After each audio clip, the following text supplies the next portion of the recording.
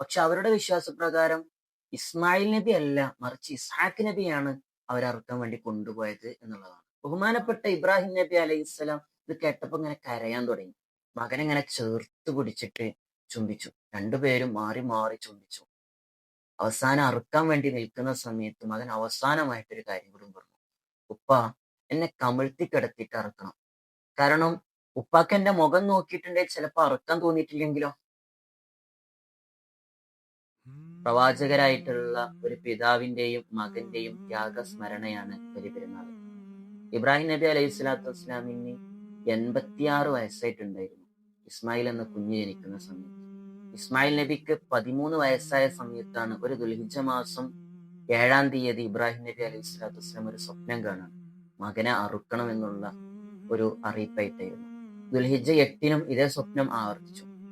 ദുൽഹിജ്ജ 9-നും ഇതേ സ്വപ്നം ആവർത്തിച്ചു. അപ്പോഴാണ് മനസ്സിലായത് ഇത് റബ്ബിന്റെ ഭാഗത്തു നിന്നുള്ള അറിയിപ്പാണ് എന്നുള്ളത്. ഉടനെ തന്നെ മകൻ അരികിലേക്ക് വിളിച്ചിട്ട് പറഞ്ഞു, മോനെ, നിന്നെ അറുക്കാൻ വേണ്ടിയിട്ട് അള്ളാഹുവിന്റെ ഭാഗത്തു നിന്നുള്ളൊരു കൽപ്പന ഉണ്ടായിട്ടുണ്ട്, എന്താ ചെയ്യേണ്ടത് ചോദിച്ചു. മകൻ പറഞ്ഞു, ഉപ്പ, അള്ളാഹുവിന്റെ ഭാഗത്തു നിന്നുള്ള കൽപ്പനയാണെങ്കിൽ അത് നടക്കട്ടെ. അങ്ങനെ രണ്ടുപേരും കൂടിയിട്ട് മക്കയിലെ ജംറയിലേക്ക് പോവാണ്. ഇത് ക്രിസ്ത്യാനികളും ജൂതന്മാരൊക്കെ വിശ്വസിക്കുന്നുണ്ട്. പക്ഷെ അവരുടെ വിശ്വാസപ്രകാരം ഇസ്മായിൽ നബി അല്ല, മറിച്ച് ഇസ്ഹാഖ് നബിയാണ് അവരറുക്കാൻ വേണ്ടി കൊണ്ടുപോയത് എന്നുള്ളതാണ്.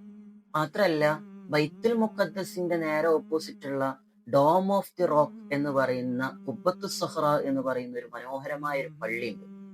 ആ പള്ളിയുടെ ആ നിൽക്കുന്ന സ്ഥലത്ത് വെച്ചിട്ടാണ് ഇബ്രാഹിം നബി അലൈഹി സ്വലാത്തു വസ്സലാം ഇസ്ഹാഖ് നബിയെ അറുക്കാൻ വേണ്ടി കൊണ്ടുപോയത് എന്നാണ് ഇവരുടെ വിശ്വാസം. പക്ഷെ ഇസ്ലാമിലെ ആ സ്ഥലത്തിനുള്ള പ്രത്യേകത, മുഹമ്മദ് നബി സല്ലല്ലാഹു അലൈഹി വസല്ലമ തങ്ങൾ മിഅ്റാജ് നടത്തിയത് അവിടെ വെച്ചിട്ടായിരുന്നു അതിന്റെ തുടക്കം ഉണ്ടായിട്ടുള്ളത് എന്നുള്ളതാണ്. അങ്ങനെ ഇബ്രാഹിം നബി അലൈഹി സ്വലാം മകനെ കൂട്ടിയിട്ട് ജംറയിലേക്ക് എത്തി. അവിടെ എത്തിയപ്പോ മകൻ ചില വസിയത്തുകൾ പറയുന്നുണ്ട്. പ്രിയപ്പെട്ട ഉപ്പ, എന്നെ നല്ല മൂർച്ചയുള്ള കത്തി കൊണ്ട് അറുക്കണം. കാരണം മരണത്തിന് അത്രമാത്രം വേദന ഉണ്ടല്ലോ. പതുക്കെ പതുക്കെ ഇങ്ങനെ ആക്കുമ്പോ വേദന ഇങ്ങനെ കൂടി വരും.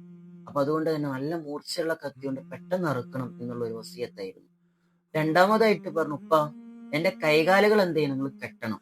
കാരണം ഞാൻ ഈ വേദന കൊണ്ട് കൈയിട്ടടിക്കുന്ന സമയത്ത്, കാലിട്ടടിക്കുന്ന സമയത്ത് ബ്ലഡ് എന്ത് ചെയ്യും, നിങ്ങളെ ശരീരത്തിലേക്ക് ആവുള്ളൂ. അതെന്റെ ഉമ്മ കണ്ടു കഴിഞ്ഞിട്ടുണ്ടെങ്കിൽ ഉമ്മക്ക് സഹിക്കാൻ കഴിയില്ല. പിന്നെ പറഞ്ഞു, പ്രിയപ്പെട്ട ഉപ്പ, എന്റെ ഉമ്മാനോട് അസ്സലാമു അലൈക്കും എന്ന് സലാം പറയണേ. വല്ലാത്തൊരു രംഗായിരുന്നു. ബഹുമാനപ്പെട്ട ഇബ്രാഹിം നബി അലൈഹിസ്സലാം ഇത് കേട്ടപ്പോ ഇങ്ങനെ കരയാൻ തുടങ്ങി. മകനെ ഇങ്ങനെ ചേർത്ത് പിടിച്ചിട്ട് ചുംബിച്ചു. രണ്ടുപേരും മാറി മാറി ചുംബിച്ചു.